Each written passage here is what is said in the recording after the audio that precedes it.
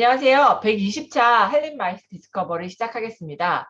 오늘은 제가 페이스북에 공지할 때도 말씀드렸는데 많은 분들이 아실 것 같아요. 특히 저희 마이스 하시는 분들은 항상 트렌드를 좀 쫓아가고 계시는 분들이시기 때문에 많이들 궁금해하실 것 같기도 하고 많이 이름을 들어보셨고 이미 아마 연사로 보셨던 분들도 많이 계시지 않을까 싶은 생각이 듭니다.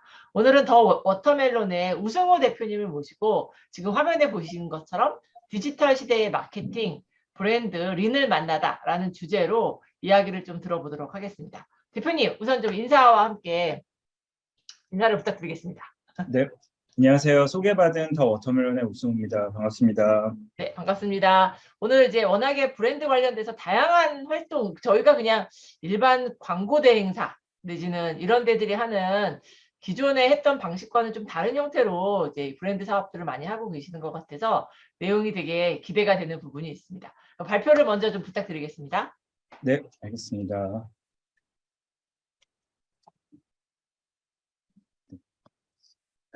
저 간단하게 제 소개 좀 먼저 드리고 시작을 하도록 하겠습니다. 저는 두산이라는 기업에서 이제 브랜드 마케터로 일을 시작을 했고요. 지금은 두산이 좀 B2B 쪽이 좀 많이 하고 있는데 제가 일할 때는 소비재 쪽이 좀 많았습니다. 그래서 저는 외식 쪽, 주류, 그다음에 GQ라는 매거진에서 브랜드 마케터 일을 했고, 그리고 이제 글로벌 브랜드 컨설팅 회사인 인터브랜드에서 컨설턴트로 한 5년 정도 일을 했다가 저희 첫 직장인 KFC로 다시 돌아가서 저희 마케팅 총괄 일을 하고, 창업하기 전에는 72초 TV라는 컨텐츠를 만드는 스타트업에서 브랜드와 비즈니스를 좀 총괄하는 일을 좀 했었습니다. 그리고 소개드렸던 더 워터멜론, 어떤 분들은 이제 이게 컨설팅 회사 이름이냐라고 물어보시기도 하는데 더 워터멜론이라는 회사를 2017년에 저는 이제 그 인터브랜드에서 만났던 차상호 공동대표님이랑 같이 창업을 했고요. 올해로 6년 차를 맞이하고 있는 창업가이기도 합니다. 저희 회사를 소개하는 이제 쇼릴이 있어서 이거 좀 보여드리고 시작을 하도록 하겠습니다. 네.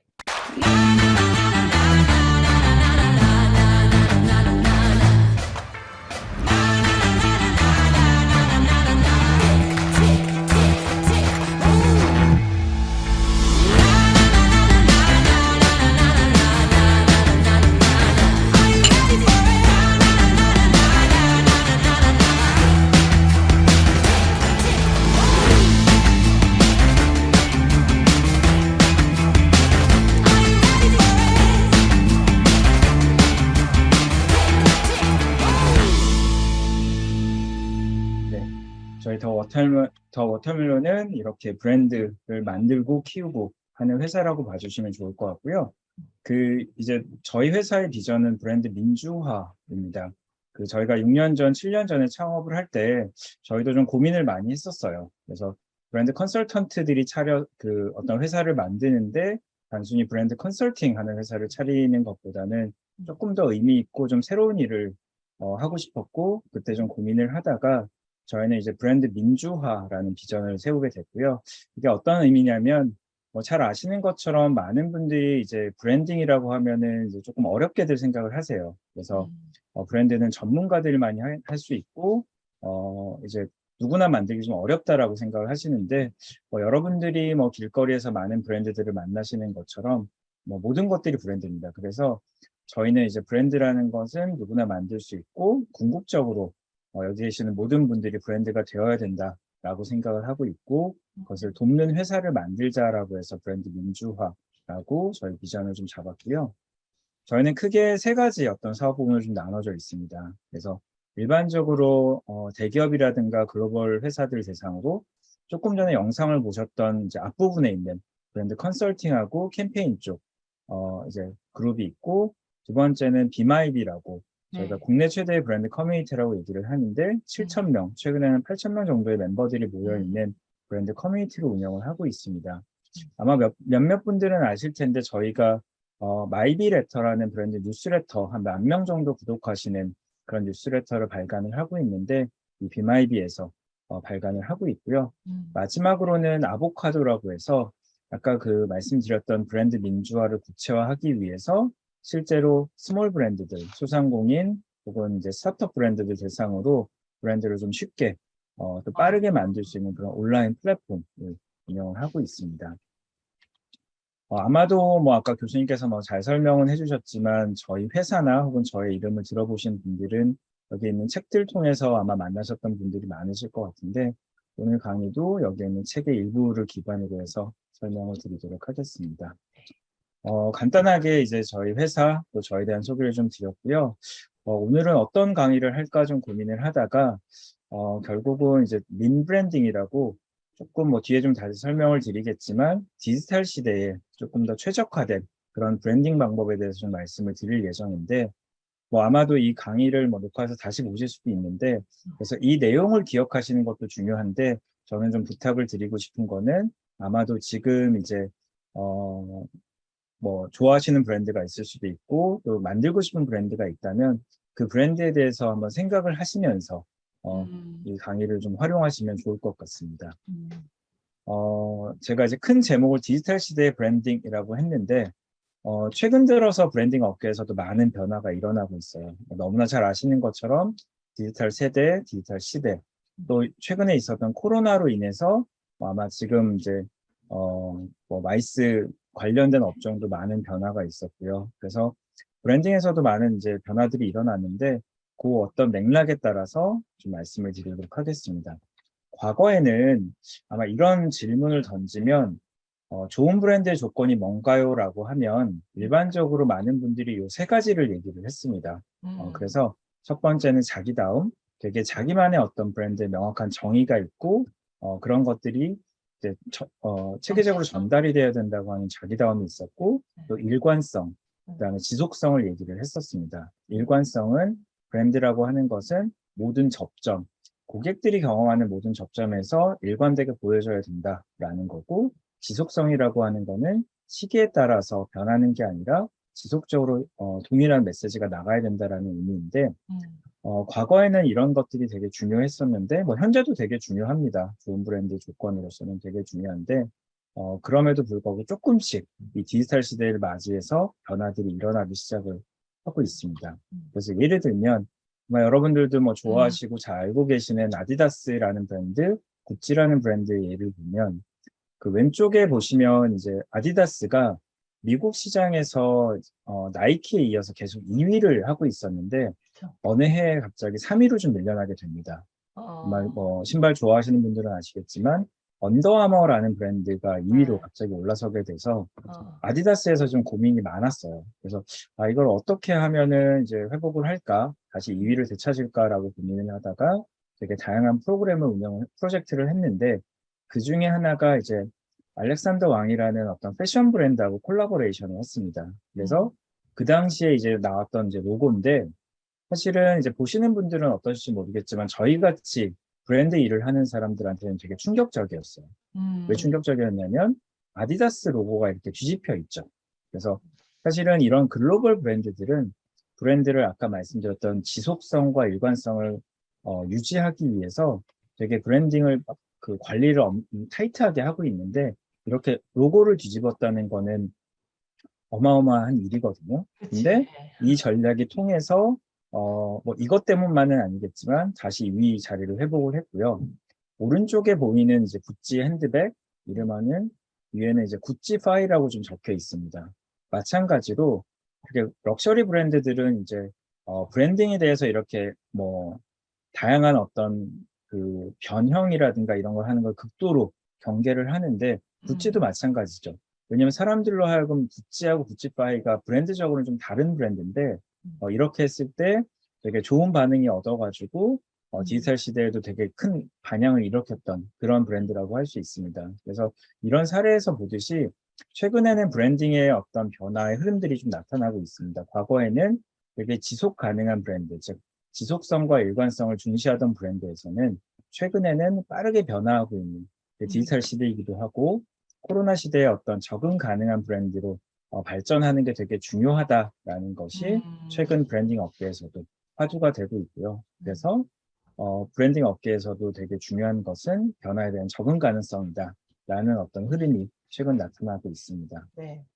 그래서 이러한 어떤 흐름상에서 린이라는 개념이 브랜딩에도 이제 나타나기 시작한 거예요. 그래서 아마 뭐 뭐 스타트업이라든가 이런 쪽에 관심 있는 분들은 린에 대해서, 린이라는 개념에 대해서 많이 들어보셨을 텐데, 과거에는 이제 브랜딩 업계에서는 린을 많이 쓰진 않았어요. 왜냐하면 린이라고 하는 거는 꼭 필요한 것들만 모아서 빠르게 런칭하고 고객의 피드백을 받아서 계속해서 업그레이드 해 나가는 과정인데, 이게 브랜딩에 중요했던 지속성이나 일관성은 조금 거리가 멀었기 때문에 그랬었는데, 최근 들어서 좀 나타나는 겁니다. 그래서 개념을 조금 다시 한번 좀 설명을 드리면, 여러분들이랑 제가 이제 뭐 자동차 회사를 차렸다, 자동차를 만들어야 된다라고 하면, 지금 보시는 프로세스는 전통적인 어떤 이 브랜딩 방법, 자동차를 만드는 방법이라고 보시면 될 것 같아요. 이제 가장 먼저 바퀴를 만들고요. 그 다음에 차체를 만들고, 그 다음에 이제 껍데기를 만들고, 핸들을 붙여가지고 자동차를 만드는 방식이 과거의 방법이었다면, 린한 방법은 아래와 같습니다. 그래서, 많이들 들어보셨겠지만, 이제 린한 방법은, 이제 자동차를 뭐 곧바로 만들 수 있으면 제일 좋죠. 만약 저희가 대기업처럼 시간이나 돈이나 사람이 많다면 당연히 그렇게 만들 수 있는데, 그러기가 쉽지 않으니까 자동차를 만들기 전에 이제 생각을 하는 거예요. 아, 사람들이 자동차를 만드는데 기대하는 요소가 뭔가, 페인 포인트가 뭔가를 고민을 하다가, 아, 사람들은 이제 이동 수단을 위해서 자동차가 필요하겠구나. 그래서 실제 자동차를 만들기 전에 그 고객들이 느끼는 페인 포인트를 해결하는 거를 가장 먼저, 어, 그걸 먼저 해결하기 위한 것들을 먼저 시작을 하는 거죠. 그래서 1단계 보시면 바퀴 2개하고 판때기 하나를 가지고 먼저 스케이트보드 같은 걸 만들어요. 그리고 나서 조금 더 지나면 그 짝대기 하나를 꽂아가지고 뭐 스카이신싱 같은 걸 만들고, 그 이후에는 자전거, 오토바이, 자동차 같은 걸로 변형이 되는 방법입니다. 그래서 궁극적으로는 자동차를 같이 만들긴 하지만, 아래 거는 만약에 예를 들면 중간에 어떤 이유로 저희 사업이 중단됐다라고 했을 때, 위의 방식으로 하게 되면 아무것도 없는 거예요. 근데 밑에 방식으로 하게 되면 자동차는 만들지 못했지만 고객들이 자동차를 원했던 어떤 그런 핵심적인 니즈를 어느 정도 해결해 줄 수 있는 그런 방식을 의미를 하는데, 이런 것들 역시도 브랜딩에서 나타나게 됐다는 겁니다. 브랜드 관점을 조금 설명을 드리면, 과거에는 이런 전통적인 브랜드 방식에 있어서는 모든 것들을 꼼꼼하게 다 준비를 했었어요. 예를 들면 과거에는 한 95점 수준으로 6개월을 준비를 했다면, 최근에는 한 70점 수준으로 6주 만에 이제 준비를 하는 거예요. 브랜딩 작업을. 그래서 실제로 시장에 내놓고 고객들한테 피드백을 받아서 수정 보완하는. 그래서 과거의 전통적인 브랜딩은 상당히 많은 것들을 이제 체계적으로 준비를 하는 데 비해서, 최근에는 꼭 필요한 것들, 즉 저희가 최소 실행 가능 브랜드, 아마 MVP라고 뭐 린 스타트업에서 들어보셨던 표현이 있으실 텐데, 린 브랜딩에서는 MVP라고 해서 최근에 어떤 브랜드를 만들 때는 반드시 필요한 것들, 요소들만 중심으로 최소 수준으로 기획하고 실행하는 것이라고, 이런 어떤 린 브랜딩 방식들이 널리 알려지게 되고 있습니다. 그래서 최근 들어서 과거에 대비해서 훨씬 더 쉽게 브랜딩 방법이 좀 달라졌다고 보시면 좋을 것 같은데, 이러한 예시가 뭐 여러 가지가 있겠지만, 최근에 혹시 광장시장에 가보신 분들은 보셨을 수도 있는데, 어니언이라는 이제 카페 브랜드가 최근에 광장시장에 매장을 냈습니다. 매장을 냈는데, 되게 저희가 보기에는 린한 관점으로 진행을 한 거죠. 예를 들면 여기 잘 보이시겠지만 의자라든가 오른쪽 아래에 있는 게 메뉴판이거든요. 네. 그냥 무슨 종이 상자, 빡 버려진 상자를 뜯어가지고 매직으로 막 써놓은 거, 그런 것들인데, 생각해 보시면 만약에 이런 것들을 이제 의자를 디자인해서 주문하고 새로 사고, 또 이제 간판을 디자인해서 또 제작을 왜 하면은 실제 런칭하는데 최소 뭐 2, 3주 정도는 더 걸렸을 것 같아요. 그래서 어니언도 마찬가지죠. 물론 이제 어니언은 지금은 너무나 유명해지고 힙한 브랜드가 돼서 어떻게 하든지 고객들이 좋게 생각은 하겠지만, 되게 린하게 접근했다고 좀 보실 수 있을 것 같습니다. 그래서 되게 핵심인 커피 맛이라든가 제품에는 타협은 하진 않고, 다른 것들, 별로 중요하지 않은 것들 혹은 향후에 개선할 수 있는 것들에 대해서는 빠르게 준비를 해서 런칭하는 방식이라고 볼 수 있고요. 이런 거 외에도 마켓컬리가 네. 처음 시작할 때는 어떤 특정 지역, 제가 기억하기로는 맞아요. 송파나 서울, 그 강남 쪽에서 먼저 맞아요. 시작을 하신 강남 걸로 알고 서초. 있는데, 예. 그쵸, 네네. 예. 그래서 그런 쪽에서 시작을 할 때, 어, 과거 같았으면은 한 번에 준비를 해서 막 서울 전 지역 혹은 어, 그 한국 전체적으로 런칭을 했는데 그게 아니고 특정 어떤 시장에서만 런칭을 해보고 피드백을 받고 그거에 음. 따라서 조금씩 보완하면서 확장했던 전략도 림브랜딩 전략이라고 할 수 음. 있습니다. 네, 그래서 이러한 어떤 림브랜딩 전략을 하기 위한 네 가지 요소에 대해서 오늘 좀 말씀을 드리도록 하겠습니다. 그래서 이 네 가지에 대해서 좀 말씀을 드릴게 첫 번째는 자기다움, 스토리, 상징 요소, 연결고리에 대한 얘기를 좀 드릴 건데요. 좀 기억을 해주셨으면 하는 게 디지털 시대의 브랜딩은 이 네 가지 요소를 꼭 갖춰야 된다라고 기억을 해주시면 좋을 것 같습니다. 그래서 첫 번째는 자기다움에 대한 얘기를 좀 드릴게요. 아마 브랜드에 대해서 좀 관심 있는 분들은 브랜드 아이덴티티라는 말을 많이 들어보셨을 것 같아요. 네. 그 브랜드의 정체성이 뭐냐라는 것들을 명확히 하는 게 되게 중요한데 너무 당연하지만 자기다움에서 어떤 브랜딩 활동을 시작하는 게 중요하고 그러기 때문에 자기다움을 명확하게 하는 게 중요하다는 의미입니다. 그래서 아마 이런 브랜드들 다 아실 거예요.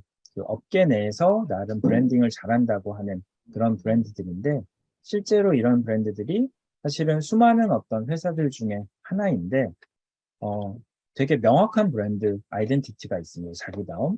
그래서 아마도 많이 들어보셨을 것 같은데 스타벅스의 제3의 공간이라는 말을 들어보셨을 것 같아요. 그래서 제3의 공간이라는 거는 제1의 공간인 집, 제2의 공간인 회사나 직장이 아닌 되게 편안하고 휴식을 제공할 수 있는 그런 공간이 스타벅스다. 라고 이제 명확하게 자기다움을 만들어 놓고 그 이후의 활동들을 하는 겁니다. 그래서 스타벅스 가면은 이제 이 어떤 메뉴라든가 인테리어, 어떤 유니폼, 그리고 세일즈 톡 같은 것들도 다 이 제3의 공간에서 일하는 어떤 브랜드 아이덴티티 자기다움에서 시작을 하고 있다라고 봐주시면 좋을 것 같고요. 브랜딩을 잘한다고 하는 글로벌 브랜드들은 되게 명확한 자기다움을 갖고 있습니다. 그리고 아마도 이 광고를 보신 분들 많으실 텐데 나름 스타트업 씬에서 가장 브랜딩을 잘한다고 하는 배달의 민족의 잡지 광고들입니다.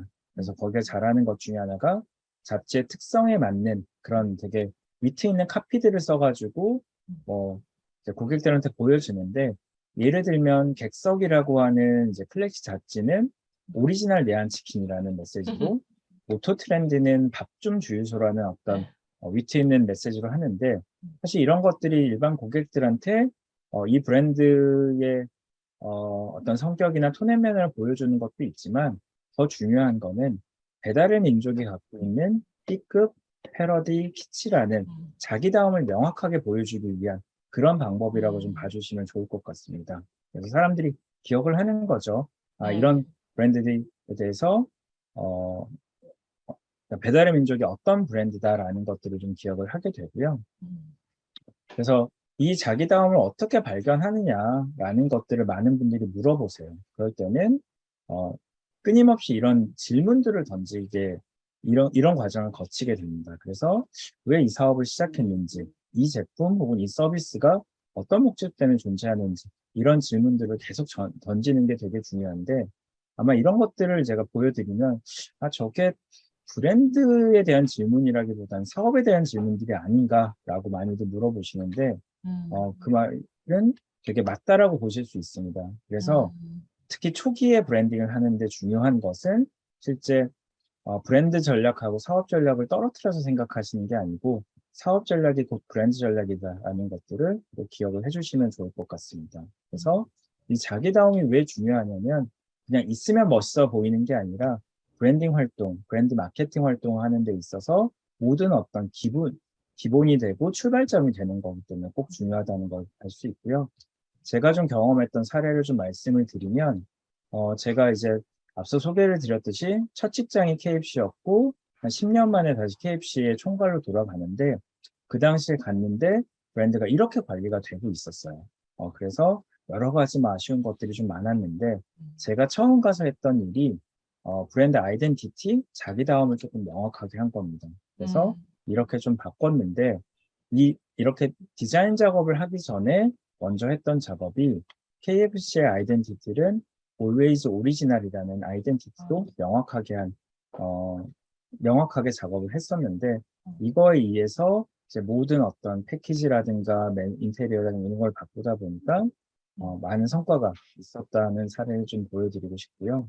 그래서 첫 번째 자기다움으로 시작하라에 대한 거는 최근 들어서 너무나 정보가 너무 많이 넘치고 그런 시대이기 때문에 나만의 어떤 색깔, 자기다움이 되게 중요하다라는 말씀을 좀 드리고 싶습니다. 두 번째는 이제 자기다움에 좀 명확하게 되면 이거를 어떻게 전달할 것인가에 대한 스토리텔링, 이야기거리가 되게 중요하다는 얘기이고요. 두 번째에 대해서 말씀을 드리면 이야기거리, 즉 스토리에서 가장 중요한 거는 실제 브랜드 네임이에요. 당연히 이제 저희 회사도 더 워터멜론이기 때문에 많은 분들이 궁금해하세요.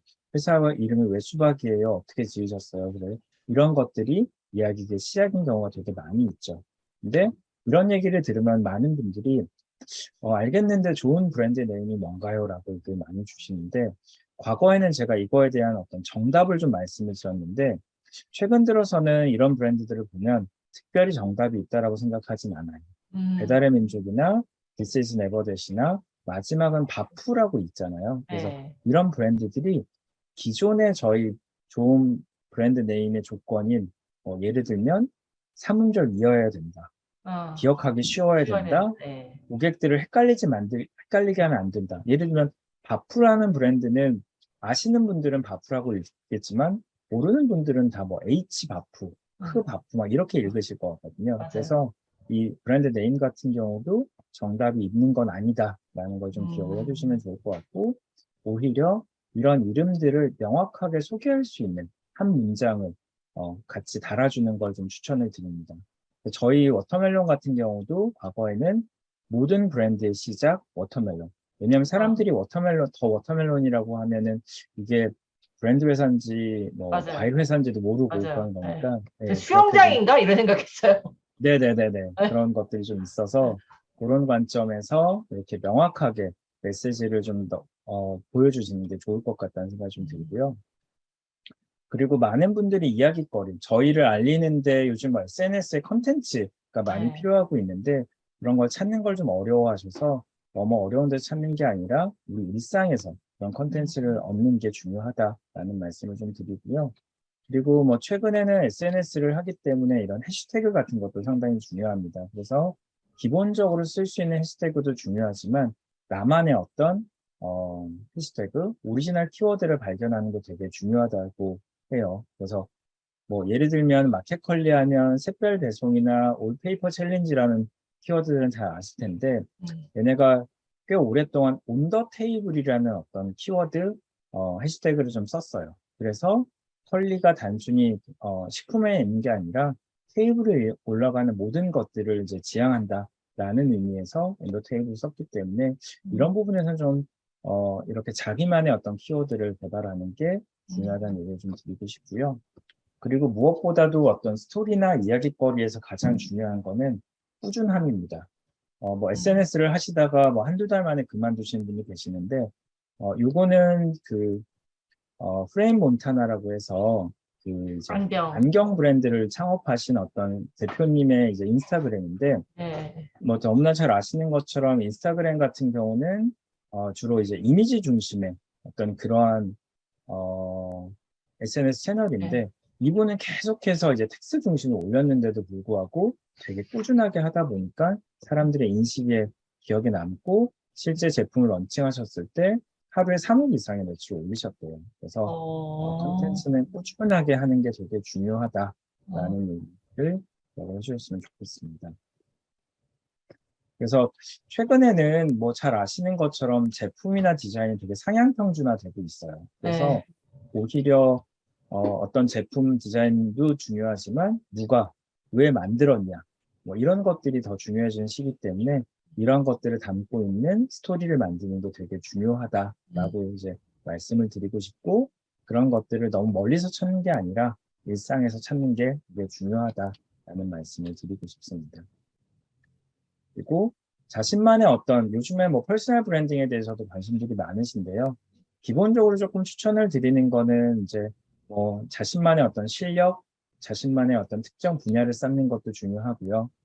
자기를 알리기 위해서는 가장 쉬운 게 SNS 채널일 텐데, 그래서 이 SNS 채널을 할 때 초기에는 대표, 즉 개인의 채널이 결국은 브랜드의 어떤 SNS 채널이 되는 경우가 있으니까 이런 것들은 잘 연동해서 같이 키우시면 도움이 되실 것 같습니다. 아니, 이게 대표님, 제가 잠깐 하나 질문 드리면, 네네네. SNS 같은 경우에는, 아까도 나온 것처럼 톤앤 매너가 있잖아요. 근데 저희가 만약 네네. 회사에서 특정 브랜드의 SNS 계정을 운영한다라고 할 때는, 이게 무슨 홍보팀에 뭐 A 직원한테 맡길 수도 있고, 그 A 직원이 퇴사할 수도 있고, 이게 약간 그런 부분에 있어서 이 SNS를 꾸준히 운영한다라는 게 네네. 내 개인적인 SNS는 제가 뭐 내 사진을 올리면서 할 테지만 어떤 브랜드에 대한 SNS를 내가 직접 대표여 갖고 대표가 이런 걸 열심히 하지 않는 이상은 네네. 직원의 관점에서도 가능한 건가요? 네. 그래서 네. 그래서 이제 그 앞에 제가 첫 번째 법칙에 자기다움이 중요하다라는 얘기를 아, 했던 게 네네네. 네. 그게 어떤 명확한 우리 브랜드가 기준점이 있어야 돼요. 그러니까 예를 들면 음, 말씀하신 것처럼 SNS를 운영할 때도 마찬가지고 음. 그다음에 POP 같은 거, 포스터 같은 거 네. 제작할 때도 네. 예를 들면 디자인 이제 해보신 분들은 아시겠지만 어떤 기준점이 있어야 되는데 많은 데서 우리 대표님이 빨간색이 좋아하니까 우리 아, 대표님은 이런 스타일 이런 식으로 결정이 되는 예, 경우가 있거든요. 예, 예, 그렇기 때문에 우리 브랜드가 뭐라는 게 명확하게 정해져 있으면 음, 예를 들면 말씀하셨던 SNS도 그런 게 없으니까 이제 담당자가 바뀌면 음. SNS의 톤앤 매너가 막 바뀌는 예, 거예요. 예. 예, 예, 그런 것도 있고 예를 들면은 댓글을 달아줘야 되는데 되게 이렇게 친근하게 달아줄 건지 그쵸. 전문적으로 달아줄 건지 응, 아니면은 되게 어 뭐 설명을 많이 하게 해줄 건지 응, 이런 것들의 기준이 다 그런 어떤 명확한 아이덴티티,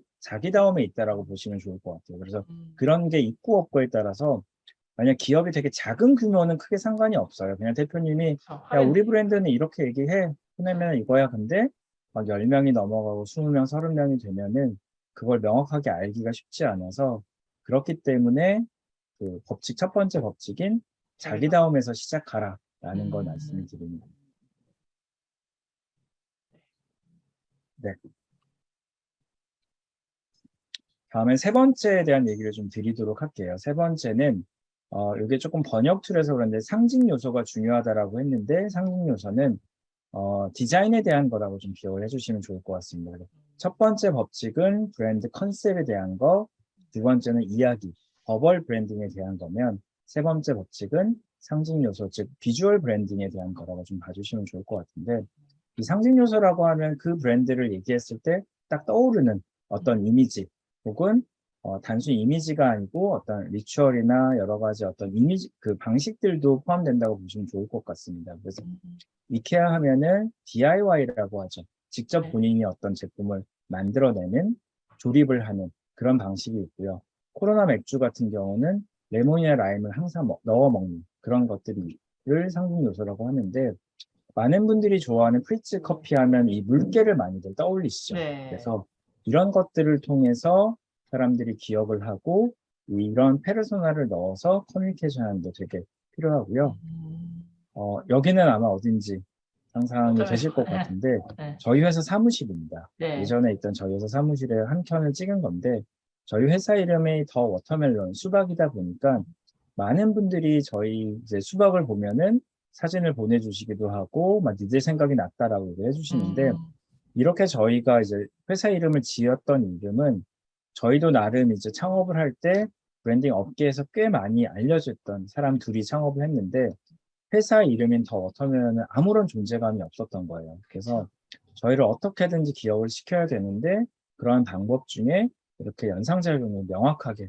있는 어떤 이름이 좋겠다. 물론 이것 아, 때문만을 워터멜론을 지은 건 아니지만 그래서 이렇게 특히 신생 브랜드인 경우는 그 브랜드를 생각했을 때 딱 떠오르는 어떤 이미지가 있는 건 되게 중요하고 추천을 좀 드립니다. 음, 기본적으로 이 상징 요소를 얘기를 할 때 가장 많이 생각하시는 것이 로고예요. 로고인데 여기 써 있던 것처럼 로고라는 것이 예쁜 로고를 만드는 것보다 더 중요한 거는 사업의 의미를 담은 로고가 되게 중요하다고 얘기하는데 그때 저희가 설명을 드린 로고 중에 하나가 아마존이나 베스킨라빈스입니다. 그래서 보시면 아마존 로고는 아마 뭐 혹시나 디자인에 관심이 많은 분들은 이 로고에 대해서 별로 예쁘지 않다라고 얘기를 하실 텐데 말씀드렸던 것처럼 로고는 그 사업의 의미를 보여주는 게 되게 중요합니다. 그래서 아마존은 브랜드 아이덴티티, 자기다움이 The Everything Store래요. 그래서 모든 걸 파는 곳이다라는 브랜드인데 여기 보시면 A부터 Z까지로 화살표를 이렇게 연결을 해놓죠. 그래서 모든 걸 다 파는 곳을 되게 잘 설명해준 그런 로고고요. 또 중의적으로 이렇게 스마일 표시가 있는 것도 의미가 있고요. 오른쪽에 보시는 베스킨라빈스 너무 잘 아시는 것처럼 여기는 31가지의 어떤 아이스크림을 파는데 그 BR 안에 31이라는 숫자가 쓰여져 있습니다. 그래서 이 로고라는 게 물론 사업의 의미를 담으면서도 예쁜 로고가 심미적으로 좋은 로고가 있으면 더 좋겠지만 더 중요한 거는 사업의 의미를 어떻게 잘 담아냈냐라는 것들을 좀 기억을 해주시면 좋을 것 같고요.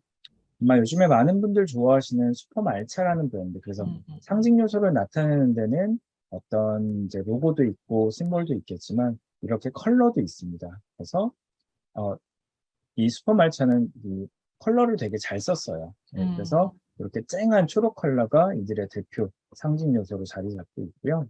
그 다음에 앞서 말씀드렸던 로고뿐만 아니라 패키지, 패키지 역시도 그 브랜드를 기억시키는 게 되게 중요합니다. 이 패키지가 사실은 그 코로나 시대 배달이 많이 되면서 더 중요해진 것 같아요. 실제 배달을 시켜 먹으면 이제 패키지 같은 것들이 항상 딸려오는데 맞아요. 패키지가 이쁘면은 그걸 같이 찍어서 올려주시거나 그런 경우도 있기 때문에 이런 패키지도 그 브랜드를 기억시키는 되게 중요한 상징 요소라고 생각할 수 있고요. 그리고 이제 어떤 마켓 컬리가 되게 잘했던 여러 이유 중에 하나가 얘네는 되게 사진을 잘 찍었어요. 그래서 지금 보시는 게 업진살이라는 고기를 파는 그런 사이트를 제가 캡처를 했는데 왼쪽은 마켓 컬리, 오른쪽은 이제 아마도 뭐 축협이나 농협이겠죠. 그래서 물론 오른쪽에 이렇게 그냥 제품만 보여주는 걸 좋아하시는 분도 계시겠지만 대부분의 분들은 마켓 컬리의 사진처럼 되게 보기 좋고 또 이렇게 시도해보고 싶은 그런 어떤 로고를 보여주는 건 상당히 중요합니다. 그래서 어떤 결과에 대해서 그다음에 이제 공유하기 위해서 그런 것들을 좀 보여주는 것도 상징 요소 중요하다고 보시면 좋을 것 같고요. 그리고 아마도 여기 마이스 쪽에 계시니까 이제 공간에 대한 관심들이 좀 많으실 텐데 공간에서 어떤 자신만의 브랜드 씬을 만드는 것도 되게 중요합니다. 그 별마당 도서관에 있는 인스타그램에서 갖고 온 건데 일부러 이런 걸 모은 거는 아닌데 꽤 많은 분들이 동일한 데에서 사진을 찍으세요. 그래서 이런 것들이 계속 쌓이는 게 그 브랜드의 상징 요소를 만드는데도 중요한 역할을 하고 있습니다. 아마도 많은 분들 알고 계실 텐데 그 DM 디파트먼트라고 작년에 이제 제주에 새롭게 생긴 매장인데 거기 인스타그램을 가서 보셔도 그 벽면에 쓰여 있는 D를 기반으로 해서 많은 사람들이 사진을 찍어 올리더라고요. 그러면 이제 사람들이 기억을 하게 되겠죠. 그래서 이러한 어떤 것들도 중요하고 실제 요거는 이제 인스타그램 아마 그 강원도 쪽에서 운영하는 정육점 인스타그램을 갖고 왔는데 자신만 그게 이제 공간뿐만 아니라 어떤 SNS 상에서도 그 브랜드만의 자신만의 씬을 만드는 게 되게 중요하다라는 얘기를 좀 드리고 싶습니다. 네. 그래서 세 번째 그 상징 요소, 비주얼이나 디자인을 만드는 거에서는 중요한 거는 그 브랜드만 떠올리면 생각나는 상징 요소를 만드는 게 되게 중요하고 요즘에도 여전히 벌써 몇 년이 됐지만 인스타그래머블한 그리고 비주얼과 이미지를 강조하는 게 되게 중요하다는 얘기를 하고 있습니다. 그리고 많은 분들이 이런 질문들 하세요. 디자인이 중요한 건 아는데 사실 우리 팀에는 우리 회사는 아직은 디자이너를 새로 뽑을 그런 상황이 아니다 라고 이제 얘기를 하실 텐데 그런 경우에는 저도 창업했을 때도 마찬가지였습니다. 저도 그렇고 제 공동 창업자도 분명 둘 다 디자이너는 아니었거든요. 그래서 이런 어떤 원칙들을 좀 정했죠. 그래서 우리 브랜드를 선택할 수 있는 대표 컬러를 정하자. 저희는 뭐 이름이 수박이기 때문에 대표 컬러가 녹색, 빨간색, 그다음에 뭐 검은색 이렇게 좀 정리했고요. 그 다음에 저희 회사의 어떤 대표 폰트를 선정해서 일관되게 사용하는 거. 그리고 음, 마지막으로는 비주얼 가이드라인이면 조금 거창해 보이는데 요거는 뭐 어떤 비주얼을 쓸 때 원칙들을 정한 겁니다. 음, 예를 들면 인스타그램에 카드 뉴스를 만들 때 예를 들면 우리는 제품이 중요하니까 제품을 가운데 놓고 음, 오른쪽 상단에 항상 로고를 넣습니다. 그 음, 다음에 왼쪽 밑에 메인 메시지는 폰트 20으로 만든다. 어, 이런 원칙을 세워가지고 꾸준하게 하면 어, 어, 그런 것들이 디자이너가 없어도 브랜드적으로 상징 요소를 만들 수 있는 그런 전략이라고 어, 보면 좋을 것 같습니다. 어. 제가 얼마 전에 그 CES라는 행사 아시잖아요. 네네, 알고 있습니다. 미국에. 예. 그 저희 이제 수업에서 CES에 대한 뭐 다른 걸 이렇게 보다가 보니까 CES가 이 비주얼 가이드라인을 갖고 있더라고요. 아, 네네. 그 행사의 그 로고이긴 하지만 CES 로고가 기억나실지 모르겠지만 CES라고 대문자로 써 있으면서 약간 이렇게 세 가지 색깔의 약간 물결같이 이렇게 모양이 아, 같이 이렇게 네네, 네. 있는데 저희 같이 이런 마이스 하면서 저는 이 행사 로고에 비주얼 가이드 갖고 있는데 처음 봤어요. 그 아, 큰 대표 브랜드들 같은 뭐 코카콜라나 이런 데 당연히 다 있겠지만 네네. 이런 행사 로고는 저희는 제가 지금 그 대표님 말씀을 들으면서 저희도 저희 학생들하고 얘기했는데 대개는 뭐 우리 지식 포럼이나 이라든지 우리나라에서 되게 유명한 행사들도 로고를 매해 바꾸거든요. 저, 네네. 네, 로고가 매해 바뀌는 거를 저희는 항상 그래서 매번 디자이너 이렇게 외주 했는데 CES가 저걸 딱 갖고 있어갖고 그래서 야 이렇게까지 접근하는구나 했는데 지금 대표님 말씀드린 작은 회사도 어떤 규칙을 딱 정해놓고 하면은 네네. 일관된 이미지를 좀 보여줄 수 있을 것 같으니까 네네. 중요할 것 같아요. 그래서 뭐, 사실은, 당연히 그런 것들, 뭐, 가이드가 뭐, 있고 없고 보다는 음, 되게 명확한 게 그러니까 있고 그게 좀 유지되는 게 되게 중요한 것 같아요. 그러니까 네, 매년 바꾸다 보면은 사람들은 이렇게 뭐 가이드를 만들고 컬러를 이제 정하고 하는 것들은 그 자산을 계속 쌓아가기 위해서 만드는 거거든요. 근데 이제 음, 뭐 올해 했다가 내년에는 바꾸고 컬러도 올해는 유행하는 색이 빨간색이니까 빨간색으로 했다가 내년에 음, 파랑으로 바꾸면 사람들 머릿속에는 기억이 잘 안 남죠. 그렇죠, 그렇죠, 네. 맞아요. 네, 그리고 뭐 제가 잘 모르지만 마이스는 어떻게 보면 이제 이 판을 깔아주는 거기 때문에 네, CES도 사실은 그 안에 뭐 삼성이나 LG나 걔네들 나름대로의 브랜드 가이드가 있는데 음, 거기서 우리 것도 좀 보여줘야 되는 거니까 음, 오히려 조금 더 명확한 그러지 않으면 이 행사가 CES인지 다른 행사인지가 티가 안 나기 그러니까요. 때문에 예, 예, 네네. 예. 그런 것들 사진만 봐서는 딱 알 수가 없으니까. 맞아요. 네. 예, 어차피 걔네들 뭐 삼성이나 LG가 가는 행사 되게 많은데 저희 입장에서는 우리 행사가 좀 특별하게 기억이 되고 그쵸. 차별화되게 보여주는 게 중요하기 때문에 예, 이런 비주얼적인 것들이 마이스에서 되게 중요하지 않을까 저는 예, 생각이 듭니다. 맞습니다. 예.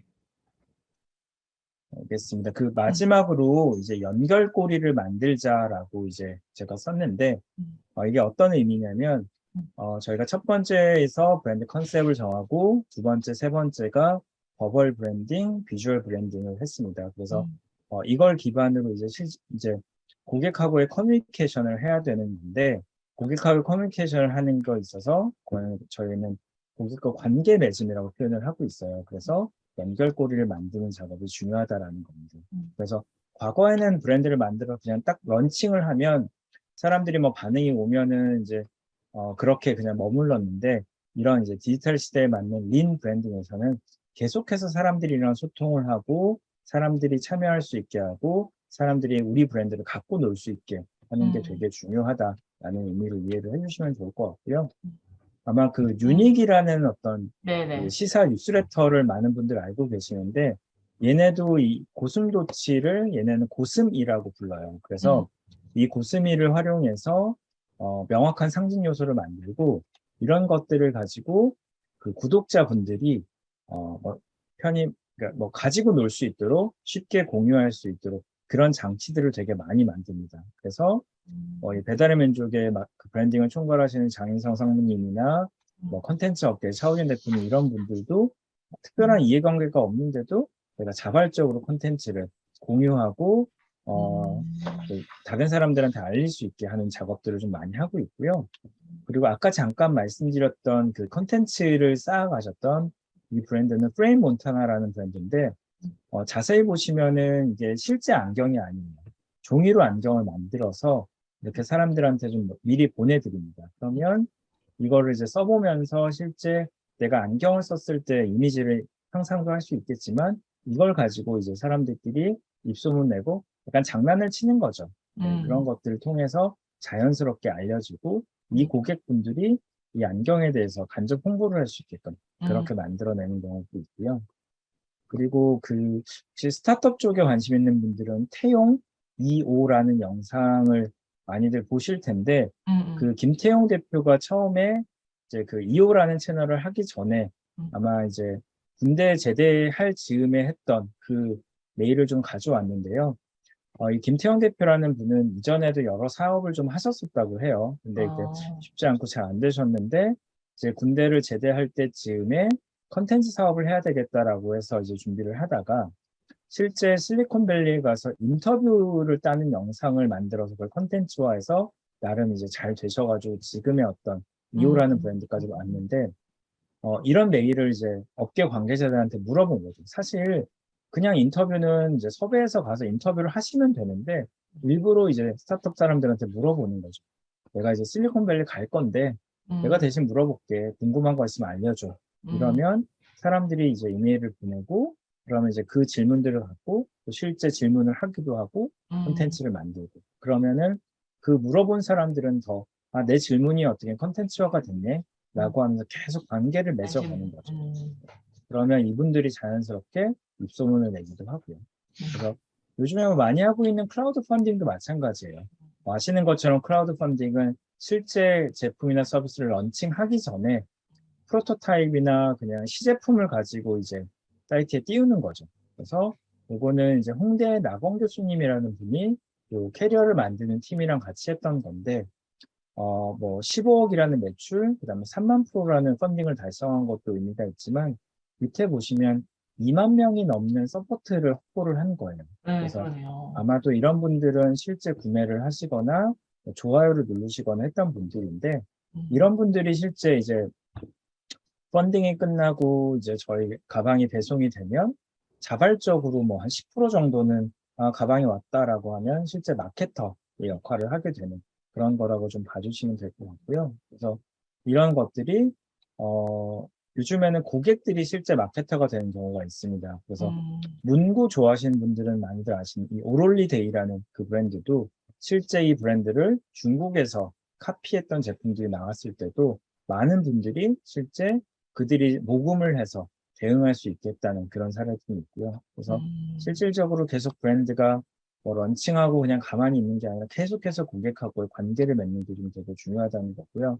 이거는 시간 관계상 제가 영상을 그냥 띵골 넘어가게 시장? 되는데, 예, 예. 네네. 그래서 이 띵굴마켓이 처음 나왔을 때 기억하시는 분들은 아시겠지만 되게 20명 남짓의 되게 작은 그런 어떤 플리마켓이었는데 몇 년 사이에 2만 명, 3만 명이 참여하는 대형 맞아요. 플리마켓이 돼서 다른 어떤 스타트업의 인수가 되기도 네. 했었는데 여기가 잘 된 이유가 고객을 계속해서 참여를 시켰어요. 그리고 실제로 스스로 평가하고 추천하는 주인공이 되는 그런 기회를 마련했다는 게 상당히 중요한 어떤 역할이었습니다. 그리고 최근에 많이 이제 뭐 좋아들 하시고 구독하시는 이런 구독 모델 같은 경우도 실제 기본적으로 큐레이션도 되게 중요하지만 더 중요한 거는 어떤 관계 맺는 거. 예를 들면 지금은 넷플릭스가 뭐 모두들 다 보고 계시는 그런 어떤 OTT 서비스지만 처음 들어왔을 때는 되게 소수의 분들만 쓰시고 그분들한테 조금 다른 의미를 다가갔던 적이 있어서 그런 어떤 계속해서 고객한테 다른 혜택을 주고 다른 연결고리를 맺어주는 게 되게 중요하다라는 얘기를 좀 드립니다.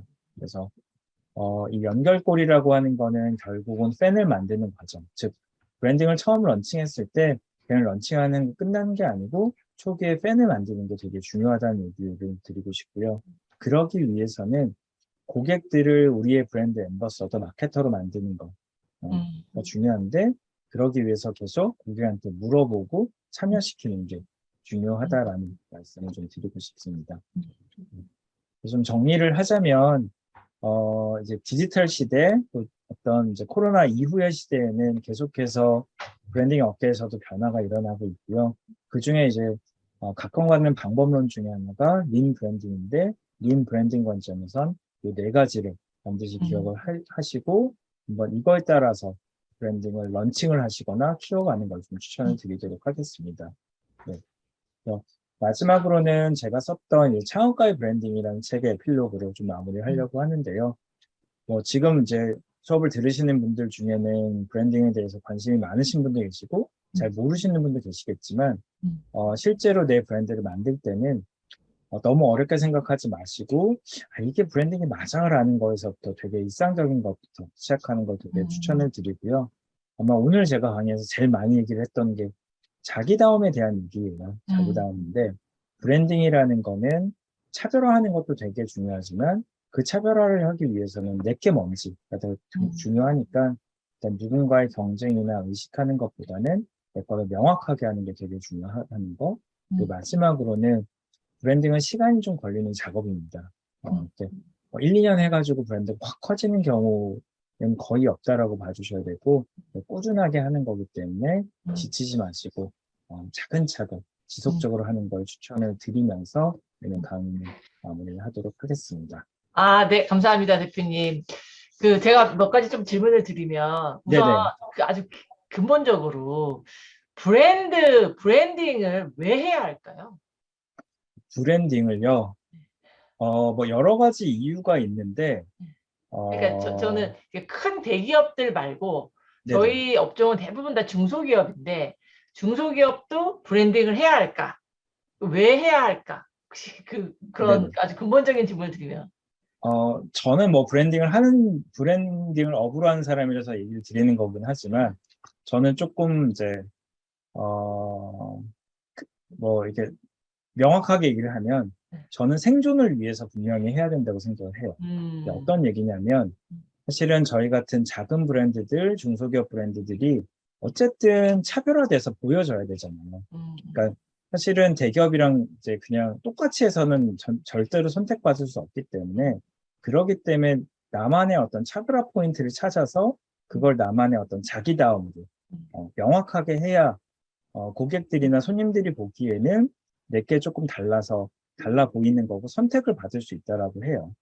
그렇기 때문에 이 브랜딩이라고 하는 게 말씀을 드렸던 것처럼 나만의 어떤 차별화 포인트를 끄집어내서 자기다움으로 명확하게 하고 그 다음에 그런 것들이 선택을 받는 과정이기 때문에 그러니까 오히려 저는 브랜딩 없이 대기업을 어떻게 이기지? 라는 생각을 좀 하는 편이라서 그런 생존을 위해서 필요하다고 생각합니다. 그러니까 중소기업 간의 경쟁에 있어서도 어쨌든 차별화되고 선택받기 위해서는 브랜딩이 필요하다. 네네. 그러니까 이제 아까도 말씀드렸지만 기술이나 디자인이나 이런 것들은 다 상향 평준화가 된 것 같아요. 네.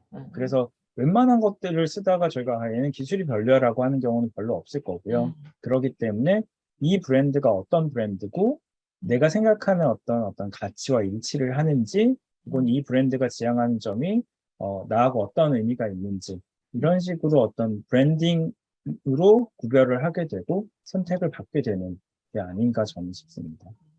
아까 이제 또 마지막에 말씀해 주셨던 이제 연결고리를 만드는 남들과 네네. 관계를 설정하는 것들 그런 이제 팬 이야기도 잠깐 이제 팬이라는 단어도 나오긴 했었는데 요새 나오는 많은 키워드들 중에 커뮤니티라는 단어가 종종 눈에 띄잖아요. 이 네네네. 커뮤니티라는 게 결국은 팬클럽의 일종이 네, 맞습니다. 아닐까라고 생각이 들거든요. 예, 그렇다라고 하면 저희가 이제 행사를 하는 사람들 같은 경우에는 제가 알기로는 아직은 커뮤니티화되어 있다고 생각이 안 돼요. 매번 할 때마다 이제 참가자를 모집하고 할 때마다 이렇게 물론 다시 재참가하는 사람들도 있겠지만 되게 많은 경우는 자꾸 할 때마다 계속 하는데 저희 네네. 같은 마이스 하는 사람들도 약간 커뮤니티를 만들어서 이 행사 자체를 그렇게 CES나 이런 것처럼 브랜드화하는 것들이 향후에 아무튼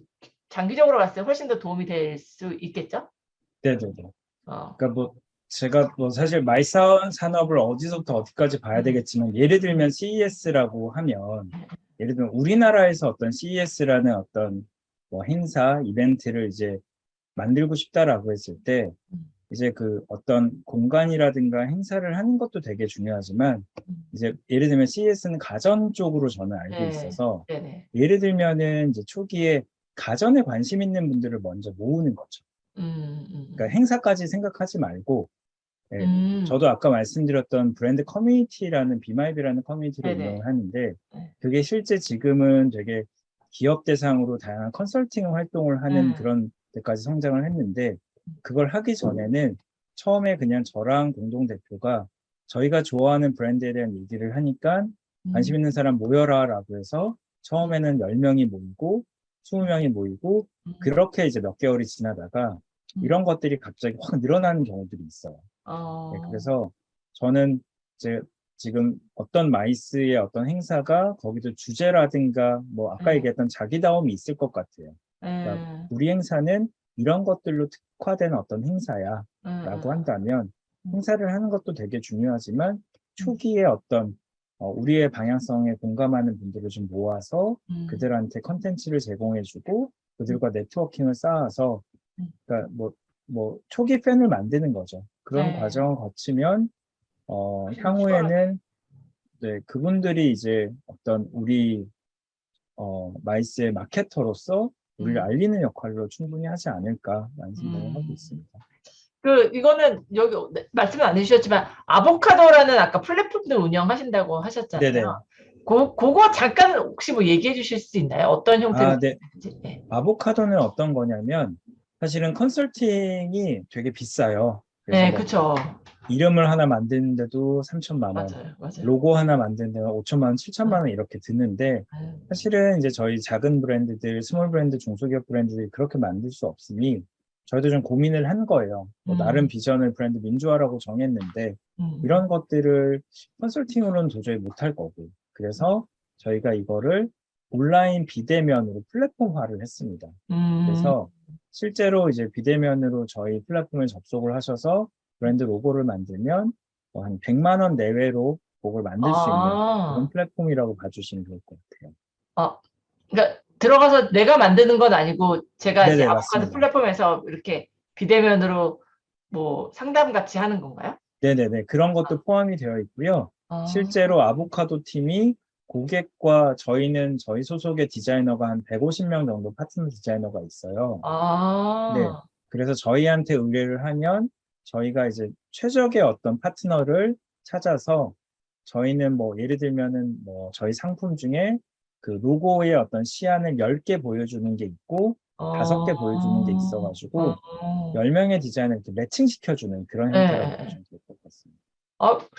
저희 보통의 한국에서 개최되고 있는 많은 전시회가 다 중소기업 대상 전시회인데 네네. 대표님네 회사랑 뭔가 같이 협업을 해서 하면은 정말 좋은 어떤 서비스 모델이 생길 것 같은 생각이 네네. 뭐 부연되는. 저희는 좋을 네. 것 같아요. 네. 네, 이게 저희 다 중소기업 왜냐하면은 업체가 들어오고. 네.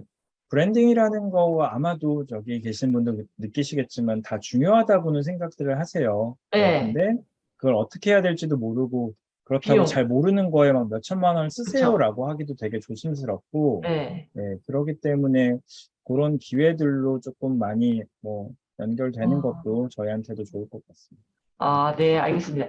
우리 혹시 들어오신 분들 중에 질문 있으실까요? 또 다들 샤이하셔갖고 없으신가요, 질문?